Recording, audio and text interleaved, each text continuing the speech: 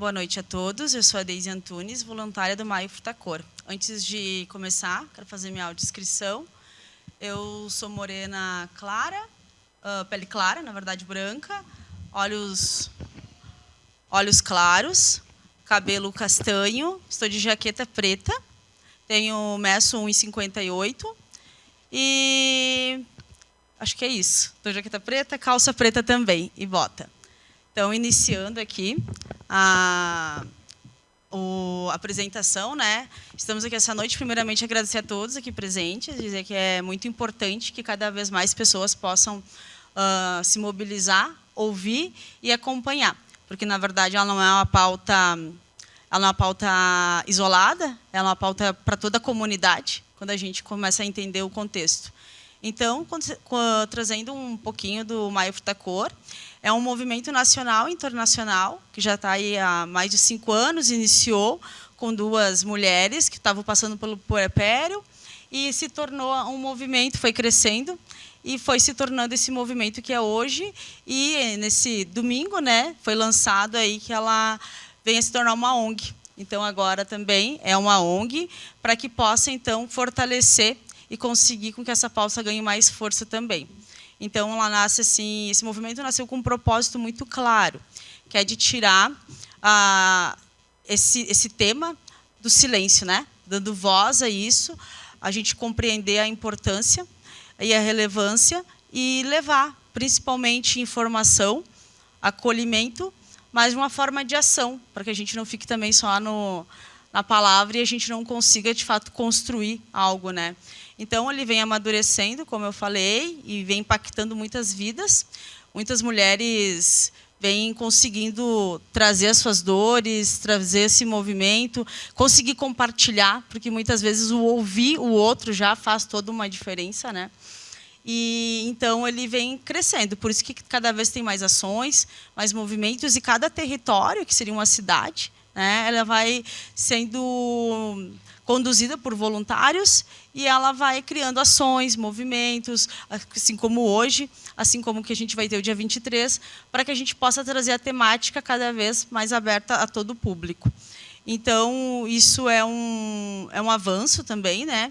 E a gente entende que a saúde mental ela não é uma pauta mensal, né? O mês de maio é alusivo por conta do Dia das Mães, mas a gente compreende que, quando a gente trata desse tema, é algo que tem que ser constante, né? Então, que a gente tem que começar a fazer esses movimentos e criar ações recorrentes também. Então, para que isso tudo crie uma estrutura de rede, de continuidade, a gente está aqui hoje, né? Para a gente poder contar um pouquinho, explicar um pouquinho, para que cada vez que uma pessoa que consiga compreender, entender, fazer parte disso também contribuindo, né?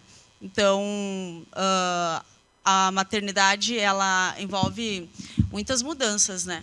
E dentre elas a questão da identidade da mulher, muitas vezes ela fica praticamente anulada.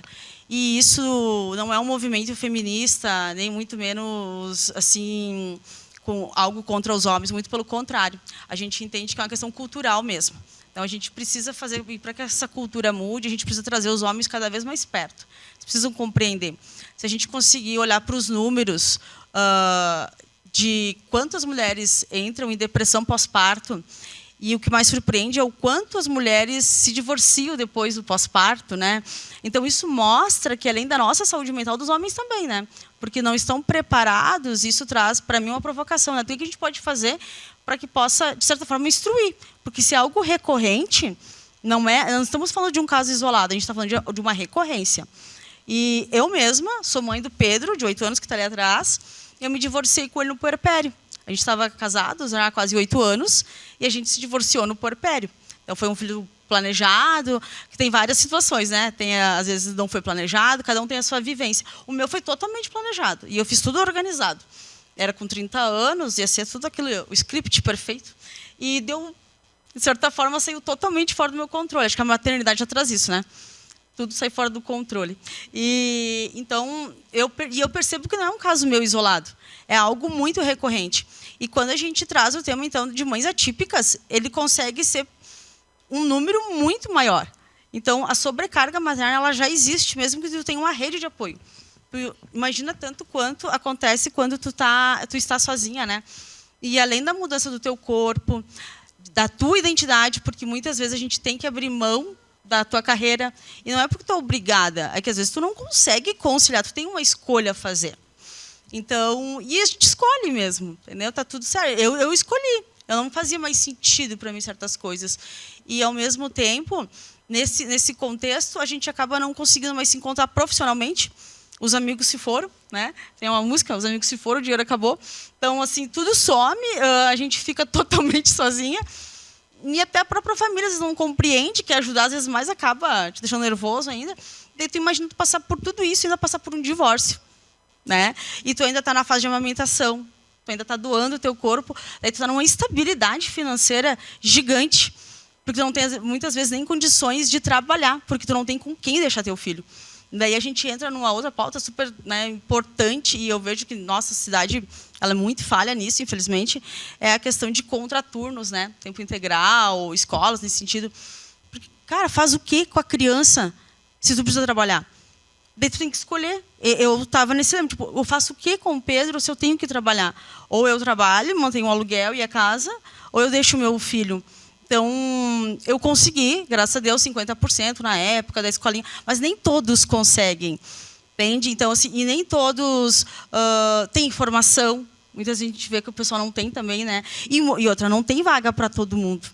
Então, esse movimento da educação, eu desde entendo que a educação, ela precisa, ela é o norteador da nossa comunidade.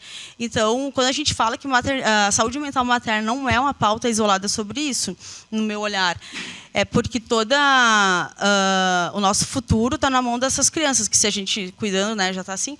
Então, se a gente deixa sozinho, se a mãe não consegue cuidar, ela não consegue estar presente, educando, criando, porque ela, em algum momento, não vai dar conta, né? E não é nem para dar conta, deveria ter gente junto para fazer isso acontecer.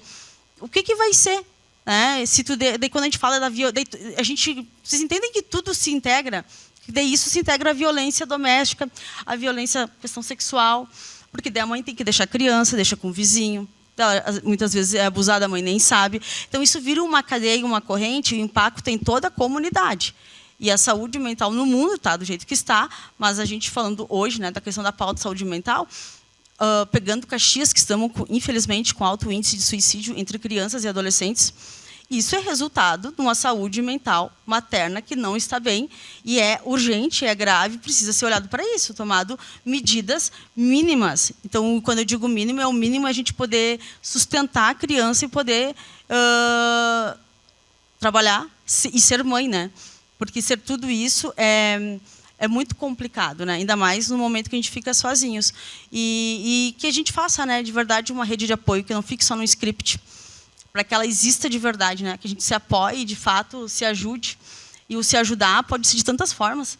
Às vezes, mesmo que tu não tenha grana para ajudar, é indicando, né? Ou é indo ali, pegando a criança para a pessoa dormir, né? Deixa que eu cuido, né? Ou convidando, às vezes, para uma janta. Tu está tão mal que, às vezes, só te convidar para tu sair já faz tão bem.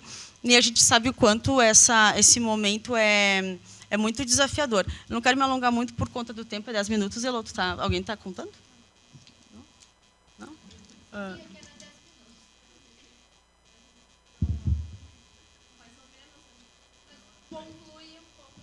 Tá. Não, perfeito, então. Então, para não me alongar muito, para dar voz a todas, que é esse o objetivo, né? E é um tema que a gente poderia ficar aqui, a gente teria muito para conversar, né? Muito para... E a maternidade, assim, quando eu ouço sobre as mães atípicas, gente, eu fico muito emocionada, porque eu penso assim, a maternidade, qualquer coisa na vida, a gente só entende quando a gente vivencia. Porque por mais que a gente tenha compaixão é uma coisa, mas assim, tu sentir o que de fato acontece é quando a gente vivencia. E eu digo por mim, já vivi uma exaustão extrema. Eu não consigo... quando eu paro para pensar, eu não consigo imaginar o que uma mãe atípica consegue, como ela fica.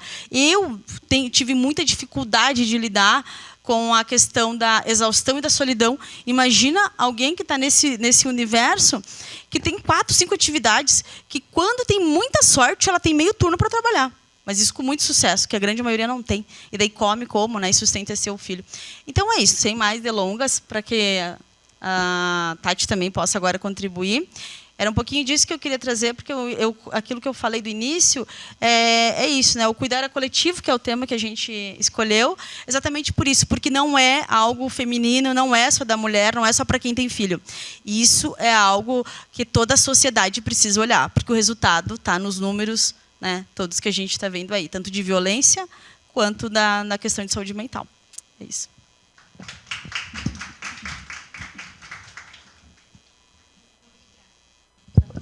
Muito obrigada, Deise. Gostaria de passar de imediato para a Tatiele dos Reis poder fazer a sua saudação conosco. Boa noite a todos. Já de início eu quero fazer a minha descrição do audiovisual. Mulher branca, uso óculos de grau, meço 1,63 m, vestindo um casaco preto, camiseta preta, calça preta. Cabelos longos. A saúde mental materna. E eu vou trazer muito da minha fala por experiência. Eu sou mãe da Cecília, de 1 ano e 6 meses. Estou divorciada.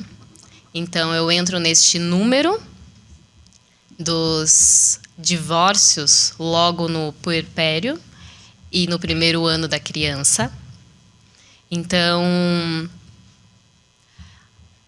esse peso que a mãe carrega e que está muito ainda enraizado na sociedade, de que a maternidade ela é instintiva e não ela é construída, a gente precisa, e foi uma opção nossa, como representantes desse Maio Furtacor Caxias do Sul, de trazer também os homens.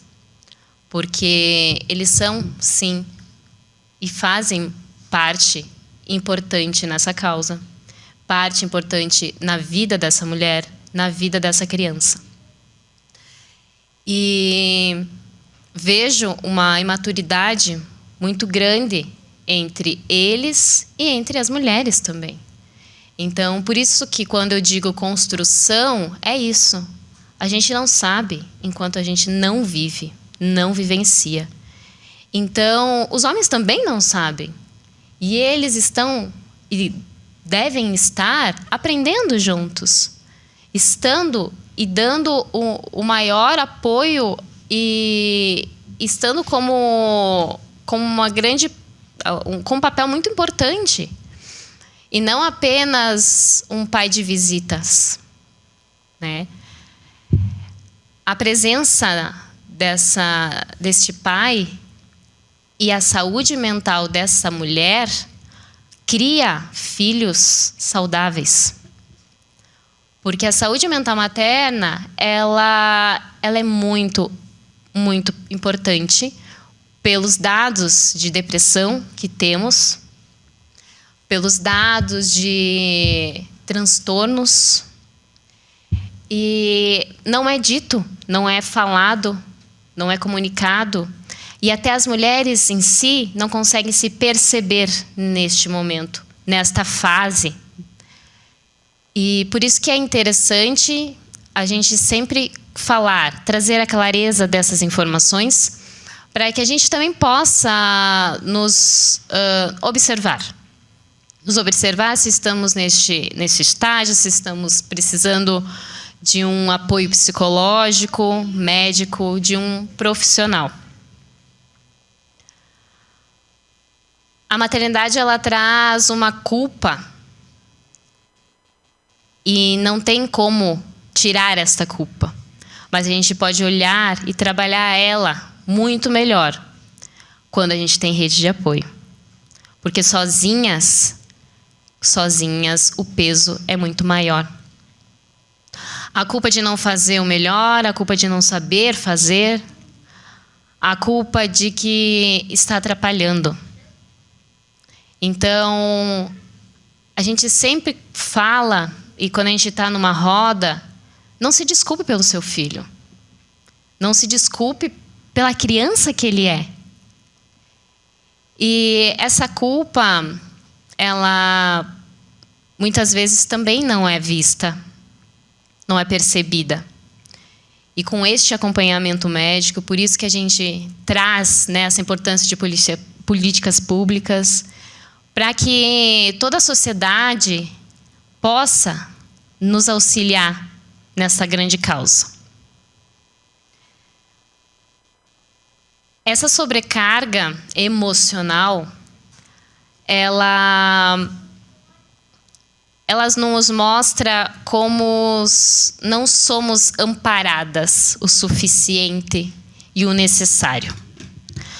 A sobrecarga de trabalho, eu sou uma empreendedora, então no script eu me organizei para cuidar, mas a minha imaginação era, não, nos 2 primeiros meses eu já posso voltar a trabalhar tranquilamente. Sonho meu, né? Sonho meu. E aí, quem poderia sustentar este lar? Quando não tem um apoio paterno. Aí essa mulher se enche de culpa porque ela precisa alimentar, precisa vestir, precisa estar nessa sociedade. E lidar com tudo isso. Então, da minha experiência, eu digo que, ainda assim, eu estive muito bem equilibrada dentro das minhas emoções, para poder lidar com todos esses movimentos e essas transformações que acontecem. E a rede de apoio, como meus pais, como as amigas próximas, elas foram essenciais. Essenciais. Para simplesmente chegar em casa e dizer, eu lavo a tua louça. Ou chegar em casa, como várias puderam me auxiliar, eu faço o almoço para ti. Porque aquela mulher está cheia de dores, aquela mulher não sabe muitas vezes como cuidar daquela criança, como amparar aquela criança que chora e não sabe o que acontece. Ou aquela mãe que só precisa de um abraço e de um incentivo, que isso vai passar, que isso vai se transformar. Mas a gente precisa estar presente para que esse auxílio, essa ajuda, esse apoio, essa rede esteja. E a gente precisa pedir ajuda. E não está errado pedir ajuda. Então, por muito tempo, eu imaginei que não precisava dessa ajuda. E sim, a gente precisa. A gente precisa pedir ajuda. A gente precisa estar abertas a ver que pode mudar, que as coisas podem acontecer, que pode ser menos pesado. E eu tenho uma frase muito impactante aqui, que diz, né, que muitas mulheres não estão fracassando. E a gente pensa que é um fracasso, muitas vezes. Porque a minha ideia era já retornar ao trabalho e atender de forma como eu fazia antes. Mas não somos como antes. Nunca mais seremos. Nunca mais. E elas exaustas, tentando sustentar tudo sozinhas numa estrutura inteira. Então eu me vi ali tentando estar em pé para cuidar dessa criança, para cuidar dessa casa, para poder viver. Só que isso não é viver saudável, é sim uma sobrevivência. E a minha realidade, e digo que eu ainda tenho muitos privilégios aqui, não é da maioria. Não é. Há mães que não têm nenhum local para morar. Situação financeira. Então, por isso que a gente precisa falar e trazer essa realidade. E, como eu disse, eu só entendi depois de estar. Então, qual o impacto dessa mulher que está desamparada, que está cheia de transtornos, para uma sociedade, para uma criança? Aquilo de dar conta de tudo. Não, a gente não precisa dar conta de tudo. A gente não deve dar conta de tudo. E por isso que eu finalizo, então, essa fala para dizer que a gente necessita trazer voz para todas as mulheres, trazer os homens para perto e mostrar a importância deles. Gratidão.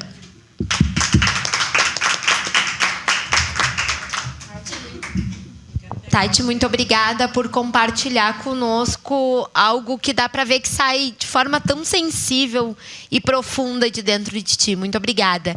Gostaria de passar para nossa última palestrante de introdução sobre a campanha do Maio Furta Cor, a Heloísa. Boa noite a todos. Então, eu me chamo Heloísa, sou mãe daquele lindo menino que está lá atrás de vermelho, o Arthur, de 8 anos. Me audiodescrevendo, então a gente não tem o costume, né? Mas sou uma moça alta, branquinha, mocinha. Moça, já começou. Tenho algumas sardas no rosto. Meu cabelo é castanho claro. Estou com um blazer xadrez, né? O que dizer? Eu acho que eu já me sinto um pouco mais à vontade, né? E, na verdade, além de dever muita gratidão ao Maio Furta Cor, também muita gratidão a vocês da PEN por nos receberem e abrirem sempre esse espaço, estarem conosco, né? A gente sabe que não é todas as cidades que têm esse espaço aberto para falar dessa pauta. Eu posso dizer que eu gabaritei praticamente todos os dados estatísticos das mulheres que maternam, né? Eu engravidei sem planejamento. Eu acabei sofrendo uma violência emocional, né, psicológica, do genitor nessa época. Me separei quando o Arthur tinha... Na verdade, não posso nem dizer que me separei. Fui obrigada praticamente a voltar para a casa dos meus pais quando ele tinha 9 meses. E aí eu voltei para Caxias, porque nós estávamos em Floripa, o Arthur nasceu lá, né? Aí, quando terminou a minha licença maternidade, fui desligada também, lá em Florianópolis. Mas também não quero só trazer as tragédias. Obviamente, eu tive a alegria de ter uma doula junto comigo. E eu vejo que, por mais que eu seja caxiense, Florianópolis é uma cidade mais avançada no cuidar da mulher. Então, eu tive, apesar de ter tido o Arthur no SUS, a gente teve um super acompanhamento. Eu tive um plano de parto. Inclusive, eu pude dizer o que eu gostaria, que não queriam que me cortassem, né? Melhor que eu no plano. Então, eu tive um parto extremamente respeitoso. A única coisa que eu não consegui na época, e eu entendo a estrutura, mas também eu tinha perguntado para baixar um pouco as luzes, porque a gente sabe que fica aquela luz forte, né? E uma música, se fosse possível, por que não, né? Não é porque estou no SUS que eu não tenho o direito também de ter as minhas vontades realizadas, né? Mas tive uma equipe maravilhosa que me atendeu muito bem e me respeitou o máximo possível, né? Eu acho que essa é uma pauta do parto, é uma pauta que a gente também pode trazer, né, mais futuramente. E aí, o que aconteceu comigo? Hoje, graças a estar aqui no Maio e ter encontrado essa comunidade, né, e ter passado já por algumas ações aqui, por exemplo, nunca vou esquecer que ano passado, na audiência pública, eu estava tremendo muito a minha perna e um frio na barriga muito grande. Por quê? Porque eu não lembrava mais desse potencial que eu tinha, de mulher, e profissional, principalmente, né? Então, ano passado foi um resgate muito grande para mim, estar aqui na Câmara e falar sobre o Maio Furta Cor. E eu tenho hoje muita coragem e talvez orgulho de mim mesma de falar que eu sofri adoecimento materno. Eu não sabia. Então, eu sofri e isso refletiu muito no Arthur, né? Por quê? Por que eu sofri esse adoecimento materno? Foi depressão pós-parto? Não. Essa é uma das poucas estatísticas que eu não passei. Mas eu me perdi muito da minha identidade, né? E essa pauta aqui do trabalho que a gente está trazendo hoje é uma que me atravessa muito. Eu até peço desculpa se eu me emocionar, mas é uma pauta que me atravessa muito. Então, o que acontece? Eu era uma mulher workaholic, cheia de sonhos e desejos, e prezava muito pela minha liberdade, né? Sempre fui uma mãe de ir e vir, morei em Floripa, morei em Porto Alegre, sou caxiense e sempre pensei, vou experimentar novos horizontes. Só que eu me perdi totalmente da minha identidade na pós-maternidade. Eu fiquei muito presa e o meu adoecimento materno, a tristeza que eu sofri e tantas outras coisas foi porque eu queria ser aquela mulher que eu era antes, né? E eu não entendia, eu fiquei tantos anos presa nisso, eu não entendia que, na verdade, maternar é uma potência. A gente precisa falar sobre isso. Sim, tem todo o cansaço, a sobrecarga, que é uma questão estrutural, mas a gente tem que começar a olhar que é uma potência, né? Eu me vejo como uma potência hoje. E muitas vezes eu me vi como aquela mulher, que eu não sei se vocês assistiram o filme da Netflix, que é A Última Gota, que é uma mulher negra, né, que ela é totalmente invisibilizada. Eu me senti anos num ciclo de invisibilidade onde ninguém me enxergava. Eu só cuidava do meu filho, tentava trabalhar e ficava naquele piloto automático, comida, né, casa e tudo mais. E eu sou muito grata, então, né, a ter encontrado a campanha, porque eu nunca vou esquecer que quando eu comecei a ler o blog e participar das ações, eu via que outras mulheres também estavam passando por isso, né? E aí eu me senti acolhida, eu me senti parte de uma rede. Por quê? Porque eu me sentia culpada. Porque o Arthur, né, é uma criança saudável, bonita. Sim, ele teve transtornos por conta desse meu adoecimento, né? Por exemplo, ele vivia doente. Era uma criança que vivia doente, né? Eu não tinha paciência nenhuma com ele, né?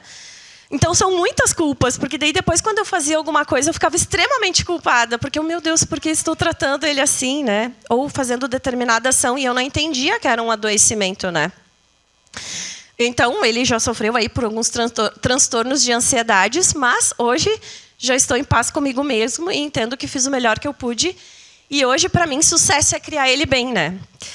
Então, trazendo um pouquinho dessa pauta do trabalho, eu vou ler uns dados aqui que eu trouxe, né, que eu acho importante. Hoje, 60% das mulheres estão fora do mercado de trabalho no Brasil. Quase 50% dessas mulheres deixam o mercado formal ou são desligadas. Por que elas deixam? Porque elas ficam com aquela culpa. O que eu faço? Crio esse menino? Ou será que essa empresa também ela está preparada para se adequar à minha volta? Né? Porque tem todo o transtorno da depressão e tudo mais, mas às vezes horários também, né? Eu já tive empresas que às vezes tu tem que ficar até às 19. O que eu iria fazer? Eu ia pegar o Arthur na escola às 5 e levar ele para o meu trabalho para eu conseguir cumprir a carga horária? Mulheres, então, a gente dedica quase o dobro do tempo dos cuidados domésticos e familiares em comparação aos homens. A renda média, isso aqui é uma coisa que mais me dói. Porque eu também participo como voluntária na Rede Mulher Empreendedora e elas fazem uma pesquisa com todas as empreendedoras a nível Brasil. E no ano passado, de 2025, adivinhem qual é a média salarial da mulher empreendedora no Brasil? R$ 2.500. A nível Brasil, 60% das mulheres. Quem vive com esse valor, minha gente? E se essa mulher paga um aluguel, se é uma mãe atípica, né, que tem outros desafios? E mais de 11 milhões de mulheres brasileiras deixam o mercado de trabalho. Então, por quê? Porque precisa ter esse cuidado. Então, como que eu me vejo, né? Da mesma coisa como a Daisy, como a Tatiele e talvez tantas outras mulheres, a gente precisou deixar o mercado de trabalho porque não nos enquadramos com as normas das empresas, ou, no meu caso, porque eu também ficava muito na dualidade de que o Arthur seria meu único filho, até então, né? E que eu gostaria de criar ele. Então, quando eu voltei a ser CLT, que até eu tive uma renda legal, mas daí, por exemplo, a minha mãe fez o desfraude dele. E ela fez um método antigo. Então, já causou alguns transtornos. Daí, meu Deus, já estou causando traumas nessa criança porque não estou acompanhando o desfraude dele. Ou então, chegava à noite cansada e só dava um beijo nele. Eu não estava vendo aquela fase. Então, o que eu fiz? Me joguei no empreender. Foi planejado? Obviamente que não. Eu simplesmente tenho boletos para pagar, tenho um filho para criar, tenho habilidades e vamos ver no que dá. Bom, estou já há 3 anos no empreender, mas aquela dualidade de sempre. Aí, o que acontece? ouvi já muito, inclusive do genitor. Ah, mas é meio período que ele está contigo, porque agora, graças a Deus e a Daisy, a querida amiga, conseguiu um contraturno para ele numa associação, né? Onde porque eu não tenho condições de pagar para ele hoje um contraturno, certo? Então, o que acontece? Mas antes, até então, o que ele fazia? Ele ficava meio período comigo. Só que daí é aquela coisa do mãe, né? A tarde toda. Daí, por exemplo, eu que trabalho com marketing, preciso de tempo para criar alguma coisa, um silêncio. E aí também, ai, mas ele está na TV há quantas horas já? Ele está no celular há quantas horas já? Né? Então, como que tu te dedica a um projeto e tu consegue fechar com uma empresa grande se tu começa a te auto-sabotar? Eu vou começar a pegar contratos menores, aí a gente se sobrecarrega porque eu pego 20 contratos de 200, vamos supor, em vez de pegar uma empresa grande. Não é porque eu não acho que eu tenho potencial, é que eu tenho medo de não conseguir entregar aquele trabalho às vezes, né? Então, tem essa questão, e tem uma frase que eu gosto que nos representa muito, que é: cobram como se nós, mulheres, depois do maternar, trabalhássemos como se não tivéssemos filhos, e nos cobram para que a gente crie filhos como se não trabalhasse. Como o meu tempo está já esgotando, eu queria fazer um pedido muito especial a essa casa, já que vocês são representantes da PEN. Por favor, contraturnos. A gente precisa de contraturnos, essas mães precisam. Não é só uma questão financeira, é uma questão de mental, de pessoal, de eu me sentir bem oferecendo as minhas habilidades novamente para o mercado, porque a gente é potência.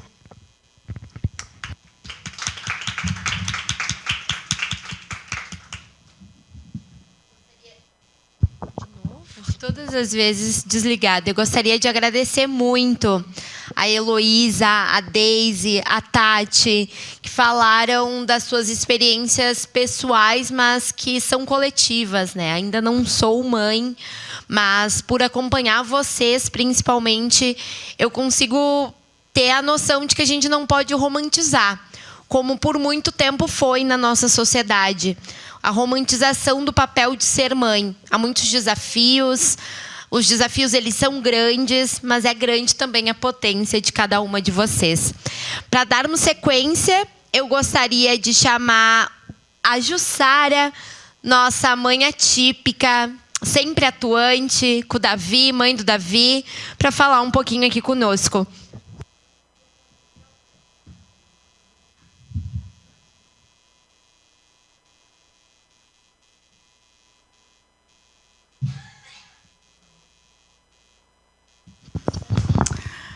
Boa noite a todos. Eu sou Jussara Monteiro, vou me autodescrever, vou dar boa noite aqui para minha amiga Cláudia, para o meu amigo Anderson, vou me descrever.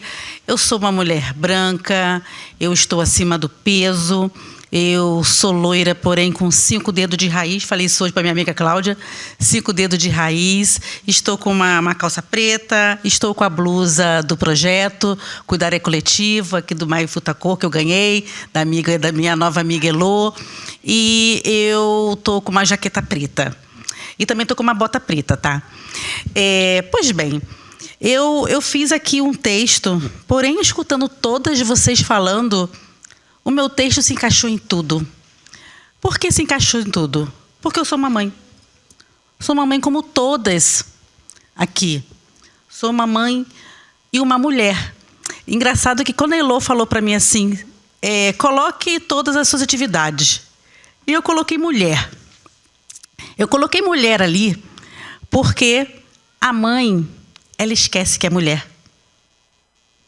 A mãe, ela é só mãe. O que você é? Eu sou mãe. É sempre isso, eu sou mãe do Davi. Eu não sou a Jussara Monteiro. Eu sou a mãe do Davi. E quando você é uma mãe atípica, isso o Jussara Monteiro vai por ralo abaixo.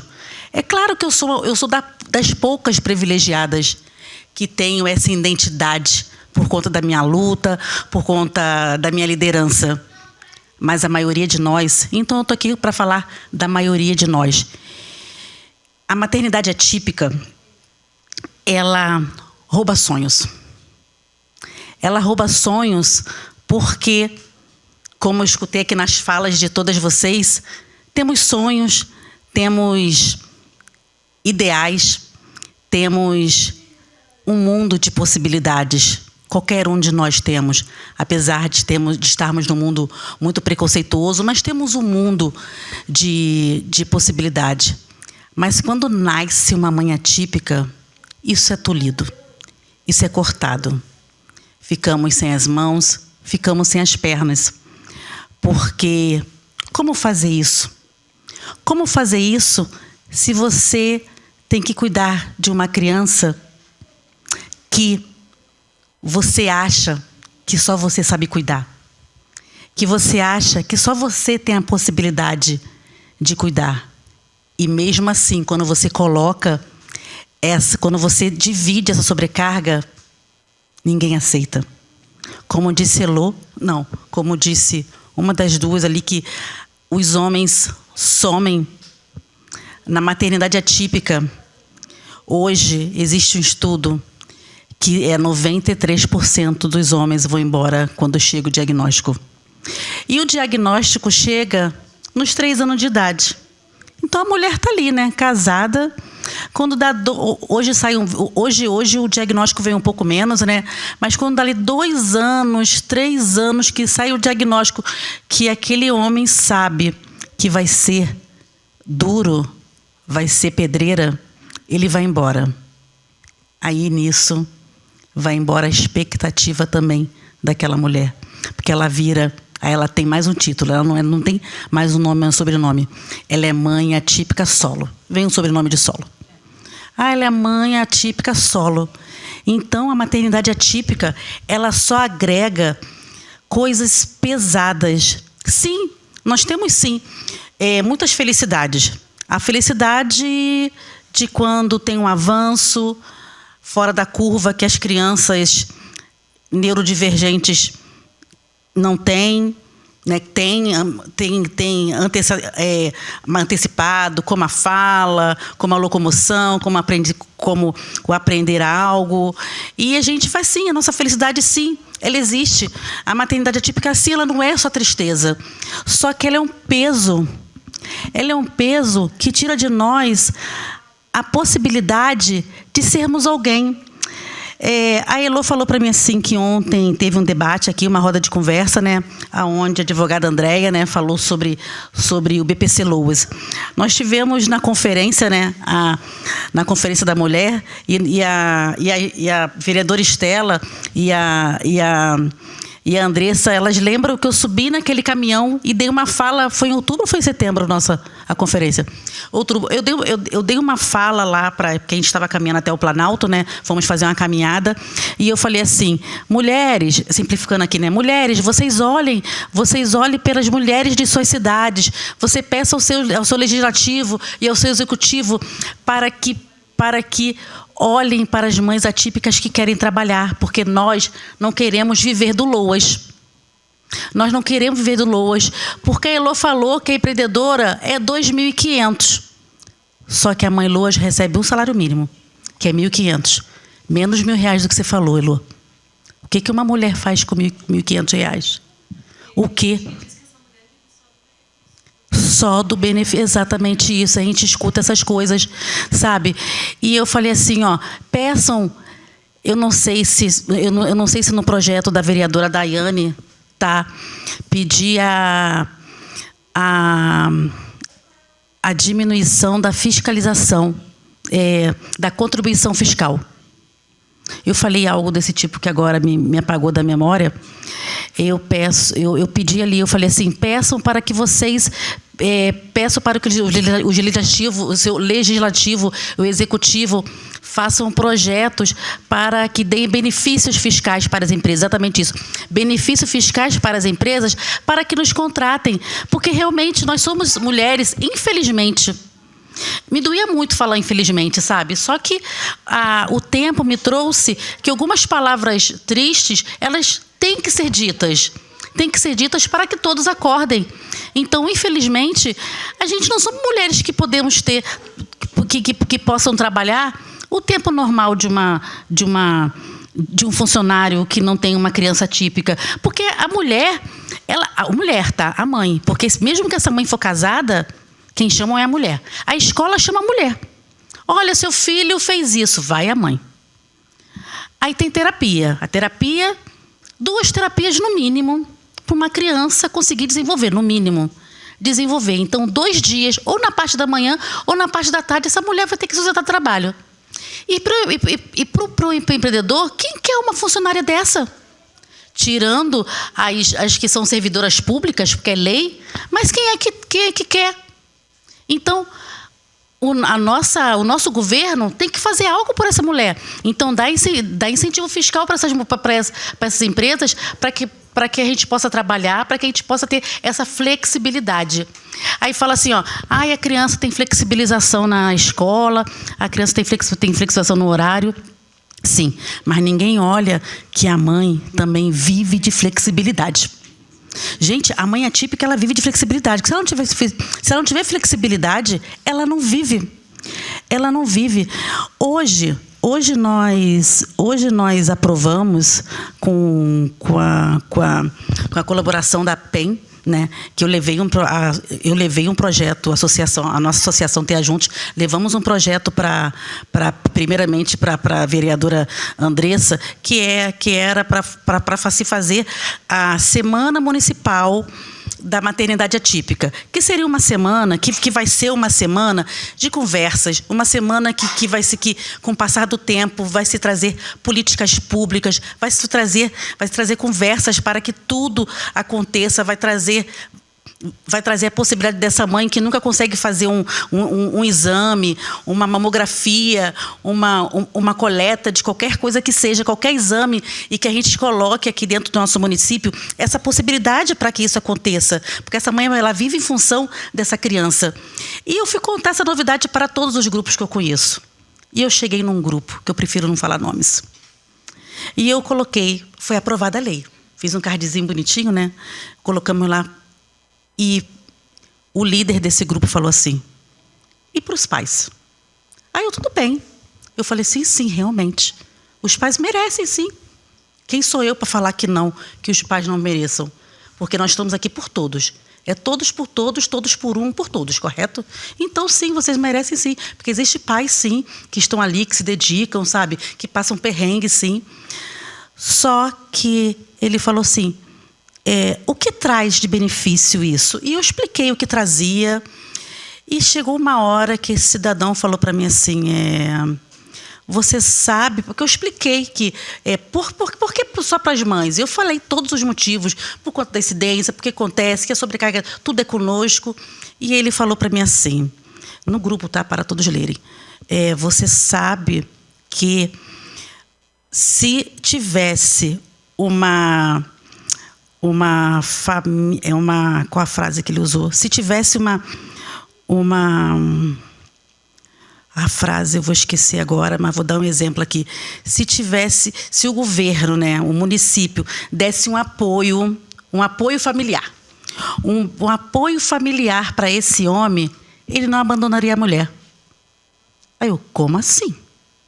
Quer dizer que agora a gente vai dar rosas para aquele homem que não abandonou a mulher, como se fosse um prêmio. Me desculpe, Anderson, me desculpe o rapaz que está ali atrás, os assessores, mas será que os homens merecem flores por não ter largado essa mãe atípica? Parabéns, Mário Lino, que é o pai do Davi. Você não largou a casa. Nossa, ó. Você não largou, você merece o prêmio do ano. Afinal, né, filho? Afinal, não largou, sabe? Então, é tão absurdo o que nós ainda temos que escutar como mãe, sabe? Como mãe, que nós não merecemos nem que os homens estejam do nosso lado, e aqueles que tiveram merecem um prêmio. Em um grupo onde é um grupo atípico, sabe? Então, eu quero trazer aqui hoje para vocês que a maternidade atípica, ela precisa do coletivo. Eu vou ler aqui uma coisa aqui rapidinho, que eu coloquei aqui. Opa. Vamos lá, telefone, não me decepciona, tá? Todo mundo fala isso, mas eu acho tão tão importante essa frase. É preciso uma aldeia inteira para educar uma criança. É um provérbio africano que destaca a educação como um compromisso coletivo e não responsabilidade apenas dos pais. Então, voltando isso para a maternidade atípica, nós precisamos desse cuidar coletivo. Nós precisamos que a sociedade olhe por nós. Nós precisamos, nós mulheres, mães atípicas, precisamos nos florescer novamente. Precisamos aparecer. Precisamos que cuidem de nós para que nós cuidemos dos nossos filhos. Nós queremos o nosso lugar de protagonismo. Nós queremos visibilidade. Sabe o que nós queríamos? O nosso maior presente é ter uma vida normal. É isso. Eu sei que a gente não vai conseguir mais, mas eu acho, quando vem o diagnóstico, mas eu acho que a sociedade e o poder público trabalhar por nós, doutora Josi, nós vamos conseguir, pelo menos, nos sentir um pouco mulher, nos sentir gente, nos sentir capaz de produzir, de dar algo para essa sociedade. Então, eu, como mãe atípica aqui nesse momento, o que eu peço para todas as mulheres é que nos coloquem a possibilidade, não queremos ser colocada, a possibilidade de termos uma vida normal, de não dependermos de ninguém, de dependermos só de nós mesmos. E que isso só vai acontecer quando o cuidar seja coletivo e cuidarem de nós. Então, assim, muito obrigada por esse convite, Elô. Muito obrigada por ter confiado em mim, trazer palavras tão importantes. Obrigada a todas vocês do Maio Futacor. Parabéns, vocês fazem um trabalho fantástico. Parabéns a PEN. E muito obrigada. E toda vez que precisarem de uma voz, eu estarei aqui.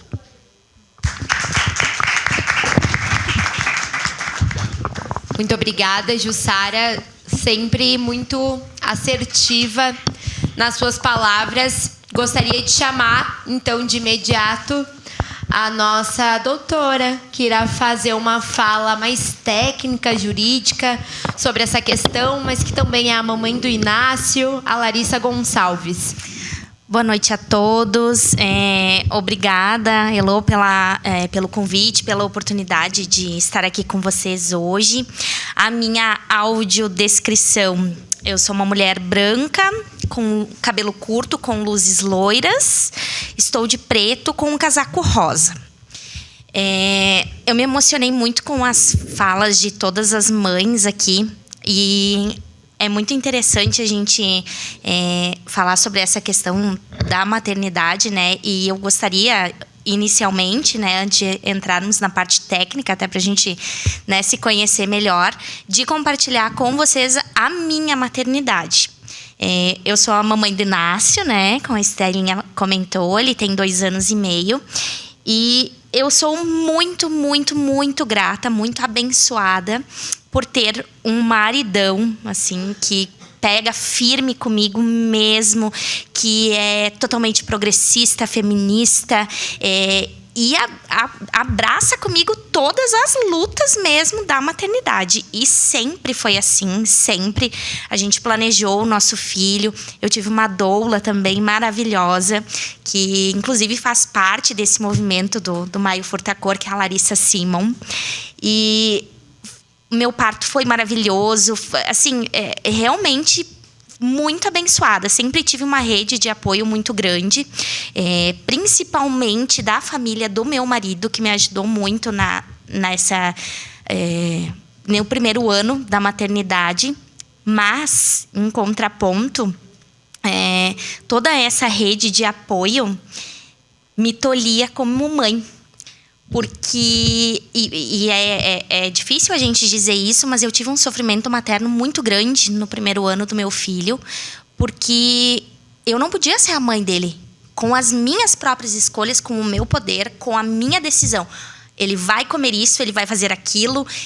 Eu sou a mãe da criança, sabe? E, de certa forma, isso me deixava um pouco culpada por ter toda uma rede de apoio que lavava uma roupa para mim, que fazia uma comida para mim, que me ajudava com meu filho. Mas eu não tinha o poder de ser mãe, eu não tinha a decisão. E isso me trazia, assim, uma tristeza e me trouxe, na verdade, um trauma muito grande que, aos poucos, eu vim trabalhando. E até semana passada eu tive cuidando da minha saúde mental, porque eu acho que a saúde mental materna, ela reflete diretamente no desenvolvimento da criança. Então, sempre cuidei muito. Essa foi uma preocupação muito grande, sempre para mim. Depois de 2 anos e meio do meu filho, eu tive alta psiquiátrica na semana passada, então estou muito feliz. Mas esse primeiro ano dele foi cheio de desafios, e inclusive porque, para me livrar dessa situação, a minha saída foi fugir. Fugir daquele ambiente, fugir daquela situação, fugir daquilo que me fazia mal. Eu não via outra possibilidade de me impor. Eu que sempre fui empoderada, sempre tive voz, sempre fui ativa, né? Tava ali encolhidinha no meu papel de mãe. Então, eu não vi outra saída para mim sem fazer aquele enfrentamento de pessoas que eu sempre admirei e amei e amo, né? E que sou extremamente grata. Eu não tinha como fazer aquilo. A minha saída foi fugir. Qual que foi a minha fuga? Construir a minha casa e me mudar. Só que, para construir a minha casa, eu tinha que trabalhar. Eu tinha que ter dinheiro, porque como é que eu ia construir uma casa com uma criança de 1 ano? Uma mulher que é empreendedora, advogada autônoma, então eu tinha que me virar. Com 4 meses, ele precisou ir para a escolinha, porque eu precisava trabalhar e fazer dinheiro para me livrar de toda aquela situação. E foi muito difícil para mim, porque a cada vez que ele ficava doente, muito embora vá para a escolinha, era o que eu comentava hoje com a Elô, a cada vez que ele tem uma febre, um resfriado que pode ser transmissível para uma outra criança e ele não pode ir para a escolinha, toda a minha agenda muda. Tudo muda, eu tenho que remanejar tudo. É agenda com clientes, é prazo, é isso, é aquilo. Se tem audiência, então eu tô lascada, né? Porque aí eu preciso dar um jeito com a criança, né?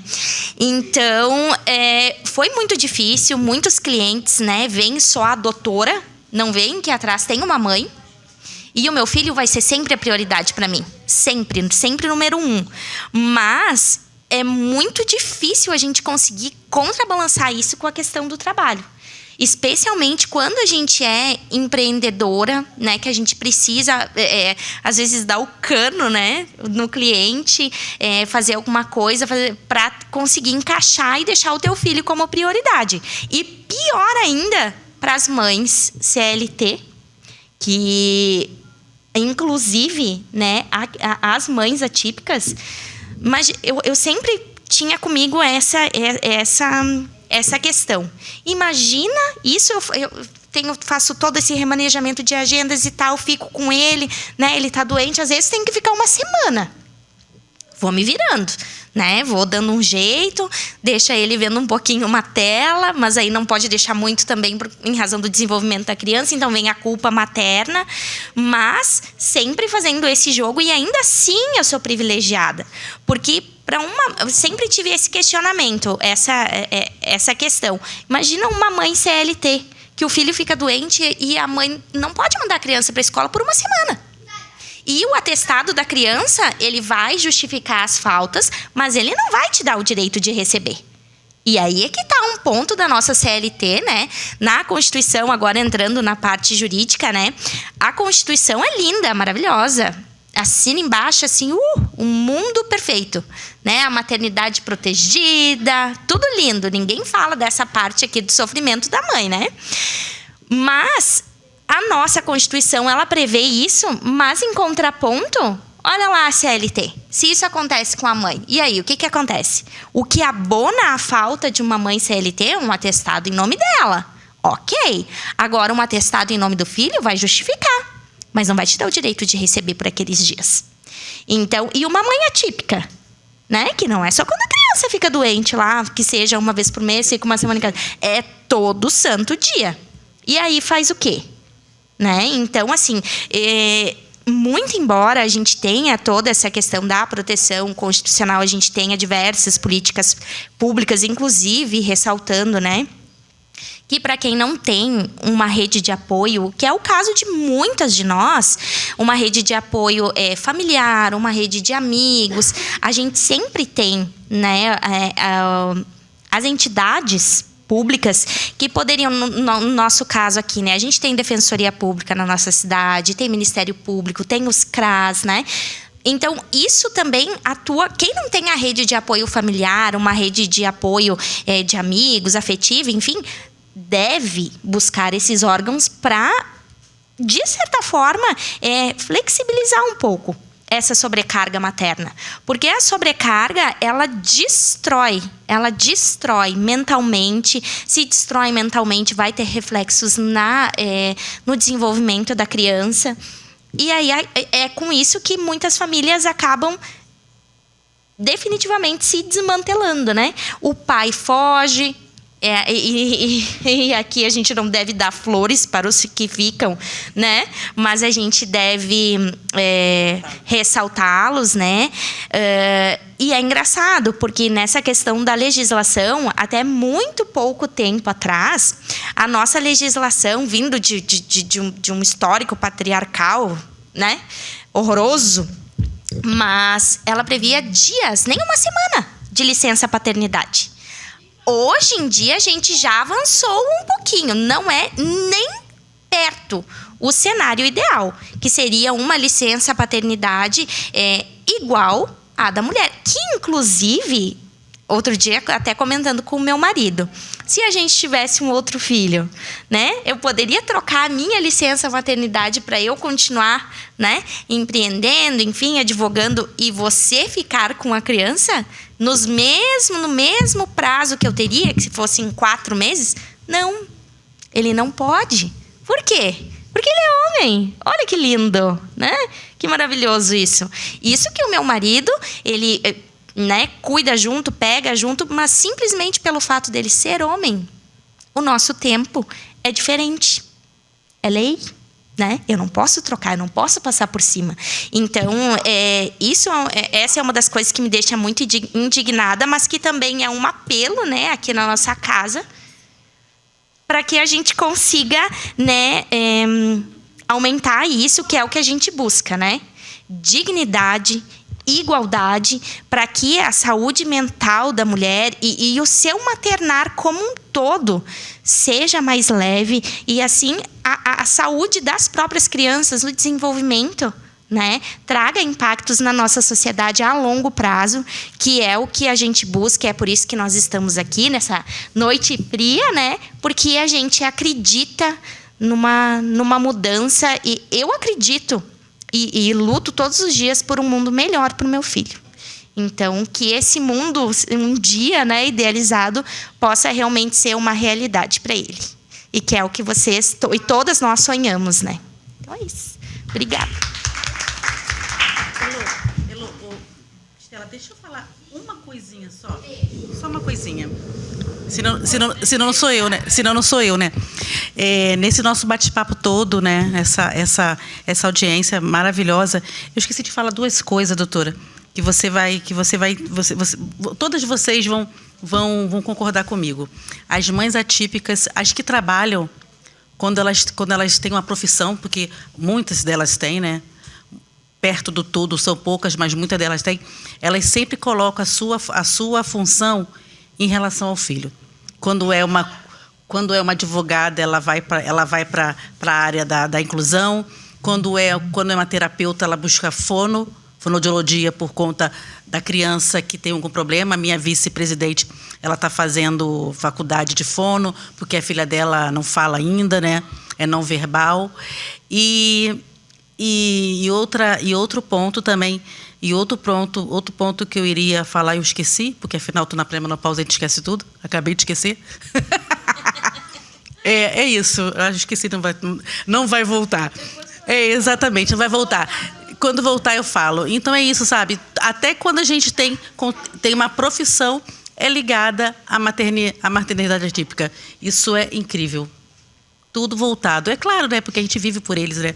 É só isso por enquanto, porque eu esqueci o outro. Obrigada, Sara. Então, eu trouxe esse dado hoje para a sessão. A gente vive uma realidade no Brasil onde 80% das famílias têm o abandono paterno como uma realidade. Então, não, a gente não tem que dar flores para os homens, mas, infelizmente, é uma porcentagem muito pequena de homens que ficam, principalmente ao lado das mães atípicas, mas é uma realidade que a gente vai vencer, uma realidade que a gente vai transformar. Gostaria, para nós finalizarmos, antes de passar para quem está aqui nos acompanhando, também poder falar um pouquinho para a nossa presidente da Procuradoria Especial da Mulher, vereadora Andressa Marques. Então, boa noite, guris que estão aqui também. Primeiramente, dizer que é um prazer, né, vereadora Estela, estarmos falando sobre esse tema.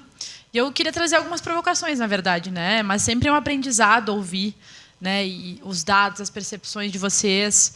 E eu vejo que sempre quando a gente fala sobre maternidade, é um assunto... É tudo mais difícil. E hoje, na sessão, eu falei isso, né? Que todo mundo tem uma mãe, mas quando a gente vai falar sobre maternidade, as pessoas não querem falar sobre isso. Né? É mais difícil mobilizar, é mais difícil abordar. Parece que é algo ainda que a nossa sociedade não quer olhar, não quer encarar de frente para a gente poder perceber todas essas questões que vocês trouxeram. Então, a primeira questão é essa. Não é à toa que nós temos, das 7 vereadoras, apenas 2 que são mães. Eu sempre falo isso. Então, é mais difícil para tudo, inclusive para estar na política. Né? Outro elemento que eu também queria falar, nós tivemos, sábado, uma atividade aqui, a Cláudia também estava presente, né, sobre a questão da masculinidade. Né? Então, eram homens, dois psicólogos, né, falando sobre o tema da masculinidade. Eu até conversava com os meus assessores essa semana, homens, né, o Maurício, inclusive, está aqui, sobre isso, assim, como que a gente faz para provocar, porque nós, mulheres, discutimos sobre a questão né, as nossas pautas, a luta das mulheres, e também temos discutido sobre os homens e temos feito esse chamado. Mas como que a gente faz para que os homens tomem essa iniciativa também? Porque não dá para a gente ter a iniciativa de falar sobre nós e de falar sobre eles e ainda ensinar eles a falar sobre eles. É uma questão que também tem que vir dos homens. Né? Então, eu ainda não tenho as respostas, a gente, enfim, tem discutido sobre isso.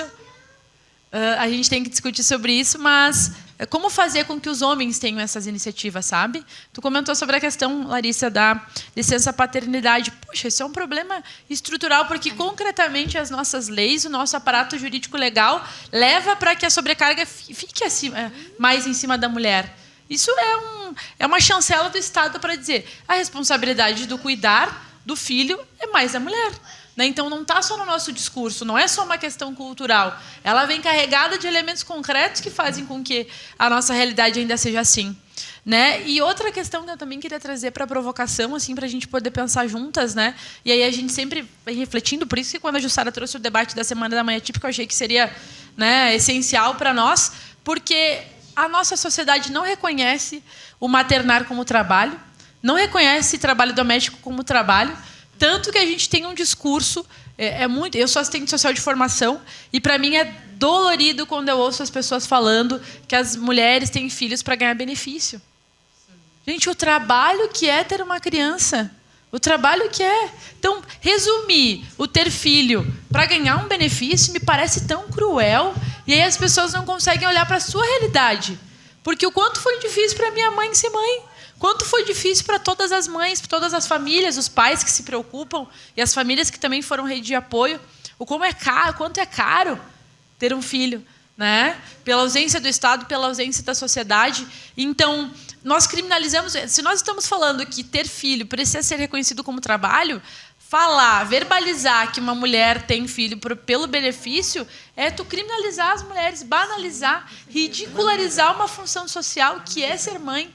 Né? Então, precisamos fazer essas discussões para que a gente não caia no lugar comum. Porque qual que é o papel do Estado nisso tudo? Quando uma mulher, uma mãe solo, né, não consegue, por exemplo, ter condições de dar uma alimentação para o seu filho. Não é só responsabilidade dela. Não é só responsabilidade dela. E nós ainda fazemos com que pareça que é. Né? E aí, também queria falar algumas coisas sobre o mundo do trabalho. A Eremi está aqui, do movimento sindical. Né? Obviamente, vai saber falar muito mais sobre isso do que eu. Mas, como eu falei, né, todo mundo, seja o empresário, seja o trabalhador, todo mundo tem uma mãe. Mas quando a gente vai para o mundo do trabalho, é exatamente o que tu falou, Elô.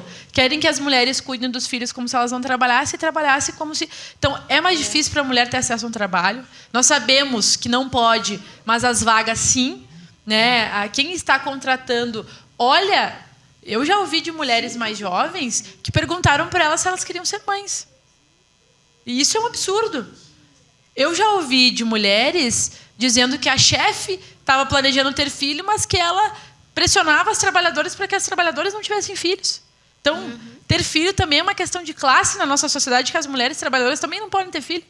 Né? E aí a gente vai para essa questão do empreendedorismo, que acaba sendo a única opção, muitas vezes. Né? Porque o CLT, nós precisamos atualizar. Ser mãe tem que ser um direito, não pode ser um peso. E ainda o trabalho não se adequar em nada, o fato... né, das mulheres, das pessoas, porque o mundo do trabalho não deveria só ter mais cuidado com a mulher, deveria incentivar que os homens que trabalham também tivessem tempo e condição de cuidar dos seus filhos, instigar isso.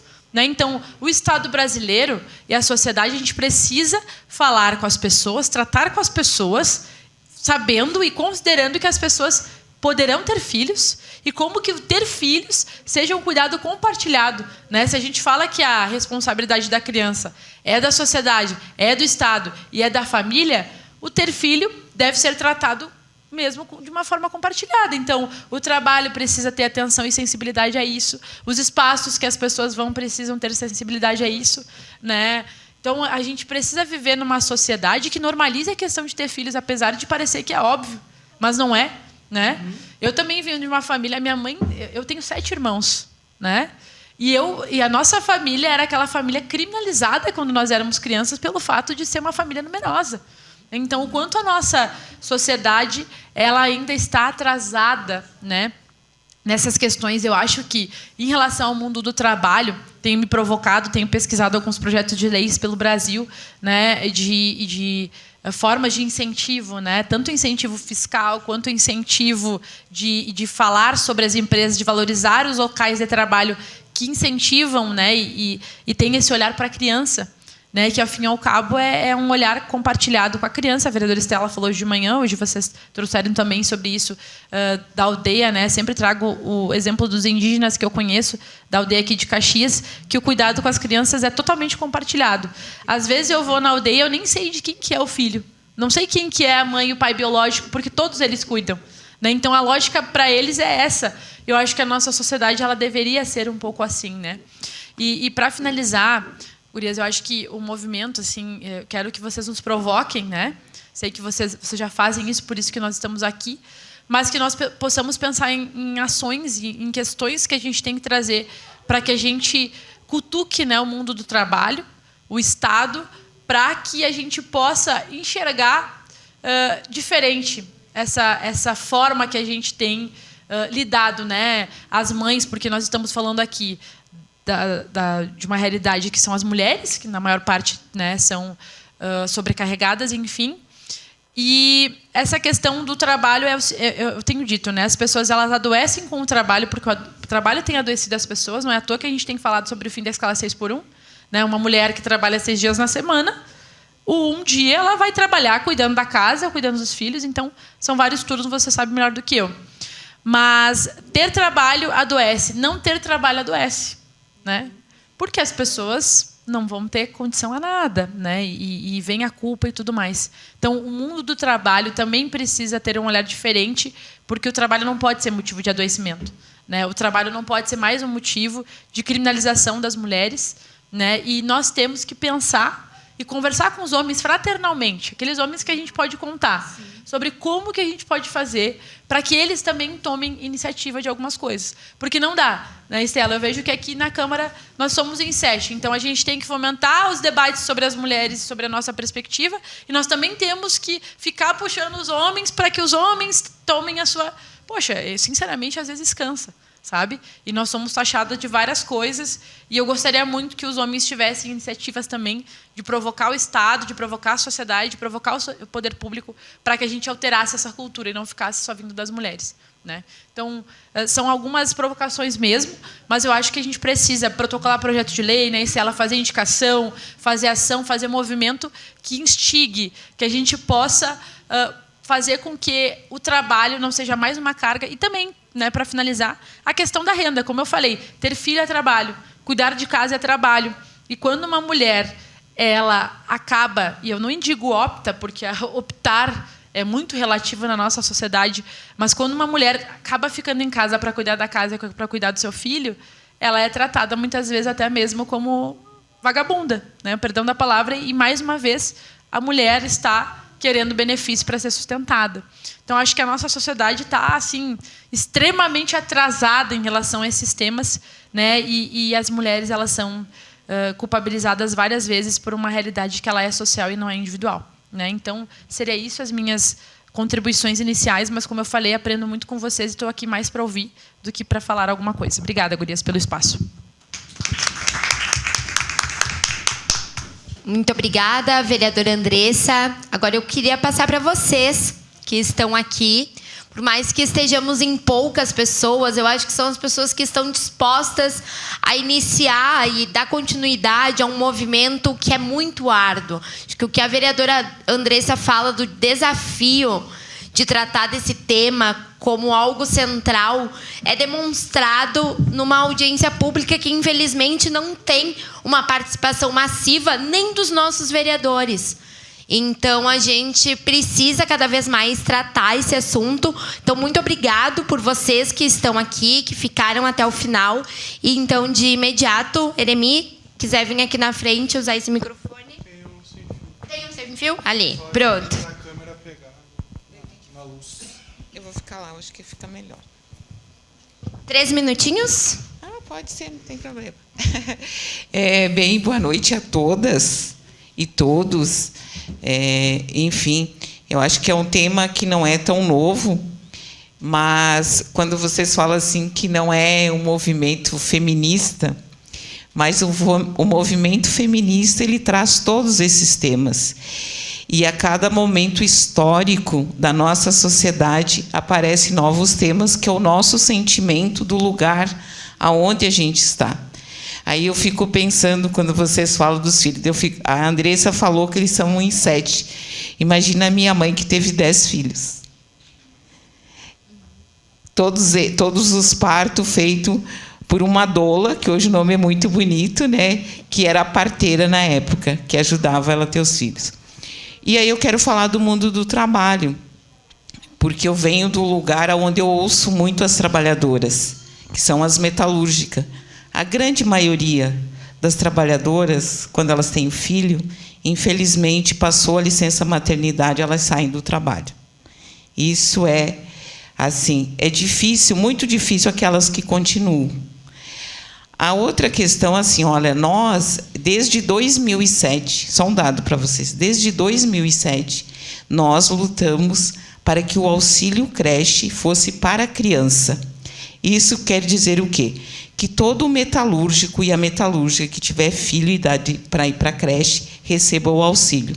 Pois muito bem, só o ano passado que a gente conquistou isso no acordo coletivo da categoria metalúrgica, que o pai, que é metalúrgico, que tem filho e idade de ir para a creche, vai ter o direito de receber o auxílio, que hoje está em R$400. Tá? Então, você imagina, há 4 anos, eu acredito que nós conquistamos a questão do atestado, para ela não perder o dia quando ela leva o filho no médico.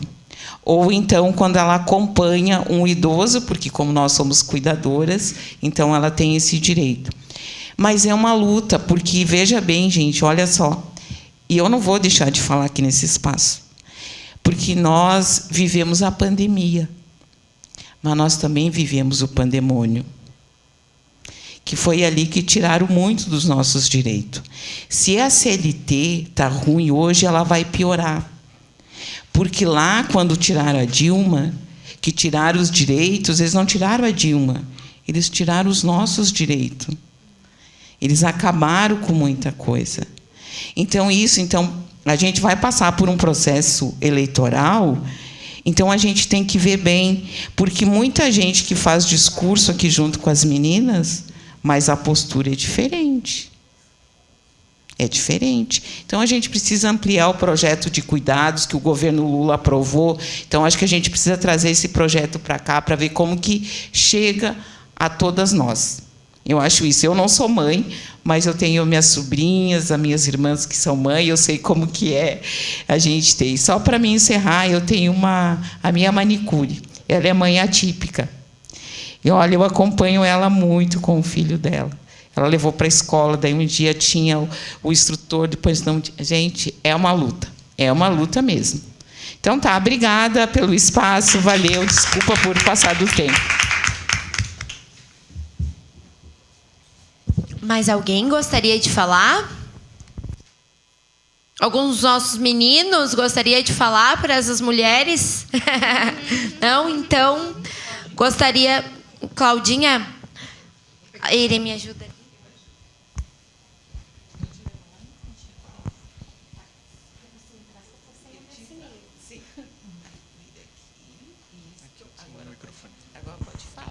Boa noite a todos. A maioria aqui já me conhece, né? Sou Cláudia Suda, mas acho que a maioria não sabe que eu sou mãe da Carla Suda, da Laura Suda e do Arthur Suda. 2 meninas e um menino. Tenho 3 netos. Tenho um neto atípico, um neto com autismo, mas que ainda não tem laudo. E o que vocês falaram aqui, eu me senti um pouco em cada situação. Primeira filha não foi planejada, mas foi muito benquista. Tentei até ter na água, tudo direitinho, mas fui mãe muito nova, com 15 anos. Graças a Deus, as minhas condições sempre foi muito boa para criar meus filhos. Não precisei de ajuda, até mesmo porque não tive apoio nenhum da minha família. Meu apoio era meus braços, minhas mãos, minha sabedoria e meu trabalho. E nunca deixei de ser mulher, nunca deixei de ser eu, mas sempre fui aquela mãe presente ausente. Não deixei faltar nada para minhas filhas, mas sempre naquela questão. Eu tenho que trabalhar, eu tenho que dar as coisas, eu não posso depender de ninguém. Eu não sou natural de Caxias do Sul. Faz mais de 25 anos que eu moro aqui. E como todos vocês sabem, ser mãe sozinha em Caxias do Sul é a pior coisa. A discriminação, a indiferença, e tu tem que mostrar que tu é muito mais capaz do que tudo. E, claro, não nasci deficiente visual, trabalhava. Então, o meu trabalho sempre foi muito bom comigo. Meus diretores me davam todo o apoio. Eu levei sempre meus filhos para trabalhar comigo. Mas, infelizmente, a perca da visão trouxe muitas dificuldades. Eu conheci a outra realidade de ser mãe. Eu perdi um bebê, eu tive depressão pós-parto, quando eu perdi ele, com 5 meses. E, logo em seguida, com muita dificuldade, porque eu fiz tratamento dos meus filhos para engravidar. Com toda dificuldade, mesmo assim, eu quis ser mãe. Eu sei assim a dificuldade, o amor, o afeto de ser mãe. Foi um quisto, foi uma conquista, e é o meu maior bem, é meus filhos. E quando o Arthur nasceu, 2 anos depois, eu tive meu primeiro AVC. E veio toda a dificuldade. Que nem falaram aqui que a bebida acabou, os amigos se foram, foi mais ou menos isso. Depois que eu tive o meu segundo, meu terceiro AVC, eu não tinha mais condições financeiras, não tive mais todas as questões para manter tudo que eu mantinha para os meus filhos, e daí acabam tudo. Somem tudo, né? E daí vem as dificuldades. E hoje eu vejo outra realidade de mãe, com as minhas filhas, com os meus netos. E vou entrar agora no outro assunto, que é a minha filha. Ela tem um bebê, e está aí o Anderson, que eu não me deixa mentir. É lindo, maravilhoso, mas eu só tive com ele uma vez no colo, porque a dificuldade e a diferença é muito grande, nossa. Ela mora bem distante de mim, é muito inacessível. Ela tem 2 filhos pequenos, perdeu o trabalho por causa que não compreenderam que ela não tinha escola para um, tinha que ficar com outro. Tenho a minha outra filha, que tem um neto, que é autista. Já pedi até ajuda para a Jussara, né, Jussara? Em questões, porque o que acontece? Ele passa por vários problemas na escola. E a escola pega e coloca a culpa na mãe. A mãe, por quê? Porque não tem um laudo hoje. Não tem como provar que aquela criança necessita de cuidados especiais. Então, a escola foi pintada, mudou a professora, mudou as coleguinhas, e não estão compreendendo que o menino precisa de um ajuste aos poucos. Tudo que muda para ele rapidamente É muita mudança, é muita diferença. E aí não tem a compreensão dos demais, ao ponto de fazerem uma reunião e com vários órgãos, né, Anderson, junto com a minha filha, para cobrar dela. E quando chegou lá, minha filha desmoronou, por causa que viram que a minha filha não estava dando conta sozinha. Então, quando falam assim, ó, o pai, e nós no sábado, né, vereadora, falamos dos homens, eu acho que começa a educar e reeducar. Eu acho que a gestação é feita por dois. Eu acho que o pré-natal deveria ser exigido a presença, sim, paterna. Saber os cuidados dos dois. Ali tem que educar para nós educar. Agora tem mais o meu filho e mais 3 homens na família. E eu pretendo fazer isso. Educar esses homens para o mundo melhor. Para que não adianta a gente só apontar o dedo e colocar a culpa nos homens. A gente tem que saber reeducar e educar os novos para ter um futuro melhor. Porque é eles que têm que cuidar da gente no futuro. Então, a gente também tem que zelar e não só apontar e criticar. As rosas a gente dá os espinhos para eles, a gente divide. Era isso que eu queria compartilhar, meninas. Seria isso. Muito obrigada, Cláudia. Agora eu vou passar para a vereadora Andressa fazer a sua audiodescrição. A gente se educando e se reeducando, né, Cláudia? Então, porque para mim já é natural ter, né, pessoas com deficiência visual no espaço, eu acabo, às vezes, me passando. Mas eu sou uma mulher branca, né, de 1,64 m. Eu tenho cabelos azuis. Hoje eu estou com uma manta colorida, um blusão azul, calça preta e bota preta também. Acho que seria isso. Eu lembrei, vereadora. Eu tinha esquecido. Então, para encerrar, serão as últimas palavras da nossa audiência, palavra da nossa mãe típica, Jussara. Obrigada, vereadora Estela. Então, para terminar a minha contribuição, eu queria falar que os pais que ficam com as mães, eles não são rede de apoio, eles estão na frente de batalha. E eu também queria falar que aquelas mulheres que recebem loas e que começam a um serviço de empreendedorismo, ela, na maioria das suas vezes, doutora, elas têm que esconder que ganham esse salário, porque quem começa com esse tipo de trabalho não vai começar ganhando um salário bom. Vai começar ganhando aos pouquinhos, vai ganhando clientes aos poucos. E se ela largar a mão desse LOAS, e se não der certo, o que vai acontecer? Então, vivemos numa sociedade que essas mães que recebem benefício LOAS, elas têm que esconder o que ganham, porque se falar que está ganhando X, é cortado o benefício imediatamente, né, doutora? É sobre isso a minha finalização para contribuir. Muito obrigada. Muito obrigada, Jussara. Eu acho que isso nos coloca mais desafios, mais coisas para nós refletirmos. Depois da noite de hoje, eu queria agradecer, dizer do privilégio que eu tenho e sinto de ainda não ser mãe, mas saber que quando for a hora, eu vou ter tido na minha trajetória mulheres tão incríveis que tiveram a força, a coragem de dividir suas histórias e que, com certeza, fazem a diferença no mundo.